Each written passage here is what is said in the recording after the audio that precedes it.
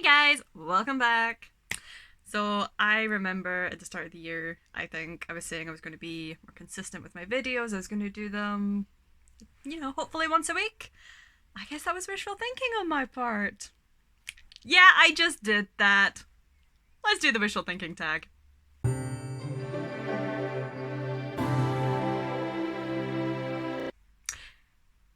Welcome back. I apologize for that cheesy intro, but I'm not getting rid of it. Like I said, and you'll have seen from the title, this is the wishful thinking tag. I was tagged in this by Rosika over at the Midnight Reader many weeks ago. And I was like, yeah, I'm totally going to do that. I'm going to do that really soon. A month and a half later. This tag was originally by... I think this was originally created by Mason in the Dark. I'll tag both Rosika and Mason down below. They're both really pretty awesome people, and actually they're like, if by chance you're watching my content and you've not seen what these guys produce, then why are you here? Go investigate them, okay? But if you're still here, should I just get into the tag? Yeah? I've kind of prepared some answers, and I've prepared some none at all. I've prepared some, none at all. That was really good English, wasn't it? Some answers I've prepared, some answers I've struggled with, so we'll see what comes out. It's kind of what I'm trying to say. This tag is going to be a mess. But yeah, the first one, the first prompt is legacy. Is there any author... Also got my notes, which is why I'm looking down. Like I said, this is not going to be a clean video. Legacy. Is there an author that you wish was still alive today to witness the impact of their work? This one I was a bit struggled with to come out with an answer that's not completely cliche, or that hasn't been said quite a bit. A lot of the authors that I currently read are all kind of alive, or passed away at a time when, their work was already quite popular. So I think realistically for an author to see... Like, thinking of this as authors who've not necessarily seen the impact of their work, I think I'd have to go for any of the female authors of classic works, so like Jane Austen, any of the Bronte sisters, Mary Shelley, just to see, just so that it would be nice if they could be alive to see that their work has had such an influence on people, has inspired so many authors. And that they could be alive to see that, being a female author, it's just so much more accepted. It's completely accepted now, and it is totally okay. Which obviously, it wasn't like the done thing even 100 odd years ago. Yeah. The next prompt is memory wipe. Which book or series do you wish you could forget either to experience again or to forget completely? If a series I'm going to forget completely, I only got partway through the first book, and that was 50 Shades of Grey. I got like 150 pages into that book, and my flatmate came home to me literally banging my head off the kitchen wall. I was sitting at the kitchen table going, maybe if I lose a few brain cells, I won't hate this. This is terrible. My biggest issue with that book is I found the main character so completely unrelatable for so many reasons. Yes, inexperience at her age, fine. But don't make her so naive. Like, oh, come on. Like, there's a difference between inexperience and complete lack of, oh my god, these things actually happen? Oh. Just, ugh. That and the writing was terrible. I'm just gonna say it, the writing was terrible. A book that I would like to forget in order to experience again is... I think it's an answer that some people probably wouldn't expect from me, but I did think quite hard about this. And I would love to experience Ender's Game by Orson Scott Card for the first time again. I read the book before the movie that we pretend doesn't exist came out, and I remember the first time reading it, I was literally on the edge of my seat, hooked. I felt the exhaustion that Ender was feeling. I felt how overwhelmed it got, and just to relive that, like, not knowing how it was going to resolve. Honestly, it was one of the best first reads I have ever come across. Hands down, I loved that. Yeah. Next one is Destiny. Which character do you wish had a different fate? This one I really, really struggled with. I have tried and tried and tried to think of a character that either got done dirty, that I wish had a better ending, or a character that got off lightly that I think should have been completely rewritten or like should have been punished so much more. And I really, really struggled with this because generally, I generally don't necessarily, like, there's very few occasions where I disagree with anything, like, directions the author's done. I mean, yes, all, like, characters get tortured and horrifically treated by authors, but I'm not gonna lie, I usually really like that. My favourite author is Robin Hobb. Of course I like torturing my main characters. I love it. So I really don't think I have an answer for this one. It's just one, like, I have been scouring my bookshelves. I have been scouring my Goodreads, my story graph. I actually went back onto Goodreads to look at what I've previously read. And I'm really, really struggling because generally I'm really satisfied with what the author's done. Sometimes there are decisions made that I maybe wouldn't have done myself or wouldn't have made myself, but I mean, there's a reason they're an author and I'm not. So yeah, I feel like I'm copping out because I don't have an answer for this one. And it's just, yeah, I don't know. I can't. I genuinely can't come up with anything. So I'm sorry about that one. That's a total cop out, but the next one is Namesake. If a character was going to be named after you, what kind of person would you wish them to be, and what sort of story would they be in?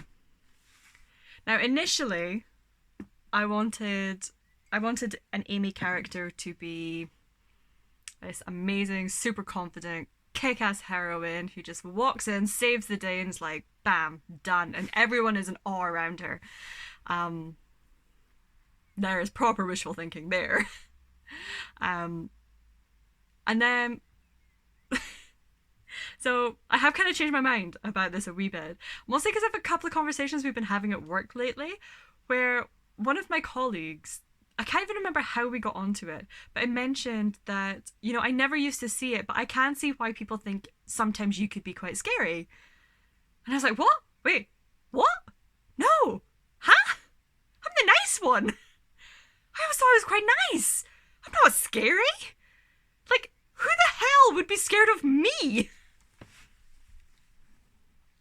I think it comes out that we found out that, well, we've kind of come to the conclusion that I think it's because I'm generally nice and friendly that it takes so much to make me lose my temper that I very, very rarely lose my temper. So that when people do start seeing me get frustrated, it can be a little bit explosive. I did probably 6, 7, 8 months ago, a while ago, I did lob a bag of Petri dishes across the room. But there was no one else in the... Well, no, there was one person at the opposite side of the room, but there was no one else in the like... There, I was getting really frustrated with a bit of equipment, so I guess I can kind of see it. So just, like, coming from that, and, like, coming to accept that, you know, over the last few days I've had to accept that being scary is not necessarily a bad thing.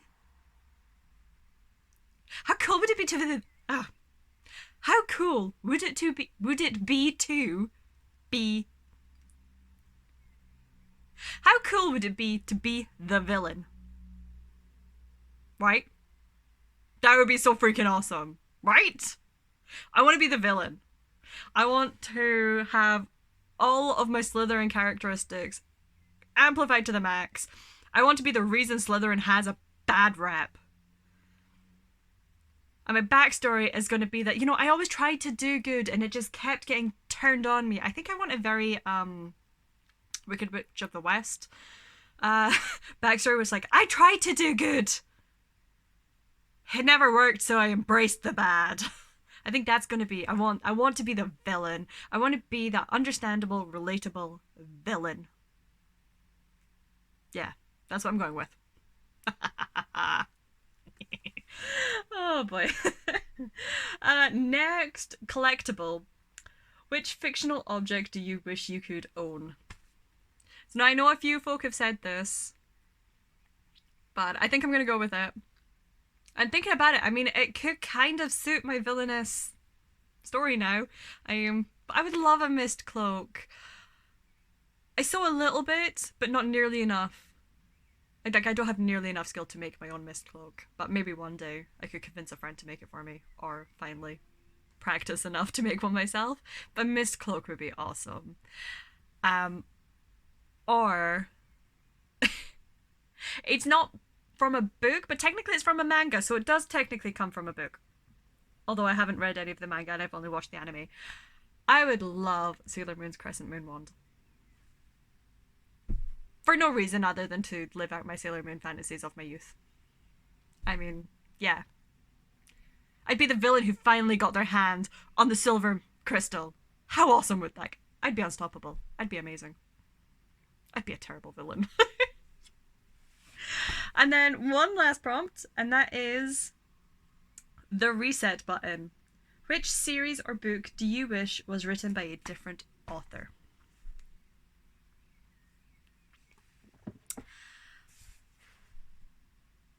Weirdly enough, this was the prompt that I had no issues thinking about.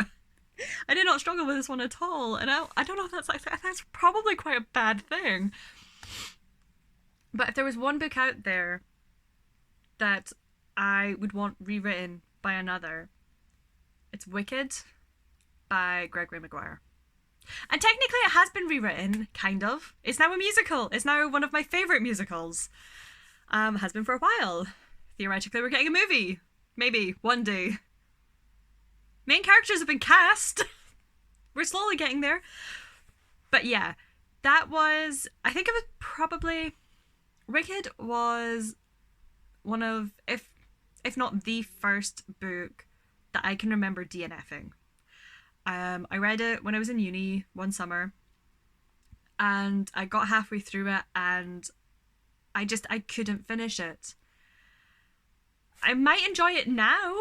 I mean, reading it 15 odd years later, but at the time I could not get on board with it.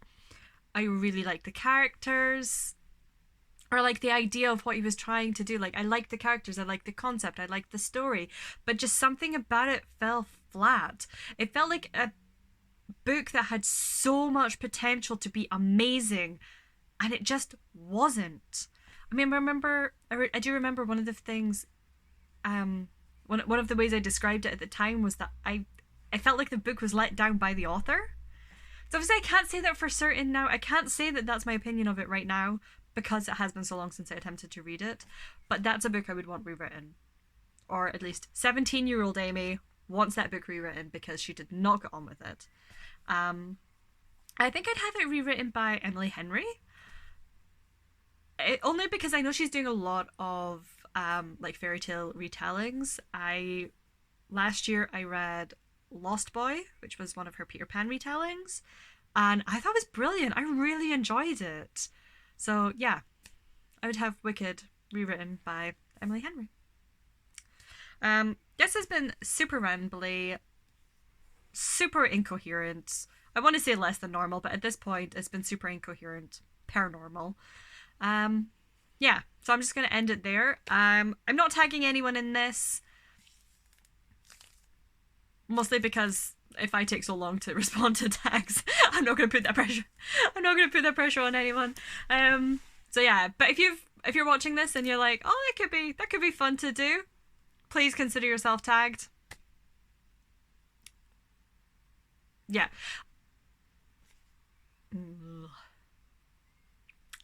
Yeah. So yeah, I'm not going to tag anyone.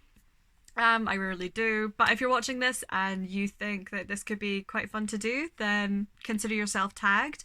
Or if you want, just let me know what some of your responses would be in the comments, and hopefully I will see you next time for a slightly more coherent, less cheesy video.